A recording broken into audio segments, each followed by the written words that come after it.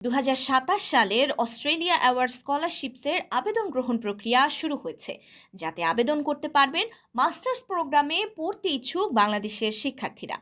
অস্ট্রেলিয়ায় বিদেশি শিক্ষার্থীদের যে বৃত্তি দেওয়া হয় সেগুলোর মধ্যে অন্যতম সম্মানজনক হলো এই অ্যাওয়ার্ড স্কলারশিপ। অস্ট্রেলিয়ার অ্যাওয়ার্ড স্কলারশিপে বিনামূল্যে পড়াশোনার পাশাপাশি বই ও পড়াশোনার আনুষঙ্গিক জিনিসের খরচ, বিমানে ইকোনমি ক্লাসে যাতায়াতের টিকিট, বসবাসের খরচ ও স্বাস্থ্য বীমার সুবিধা, কোর্স ফেদে ফিল্ড ওয়ার্কের সুযোগ সুবিধাও রয়েছে।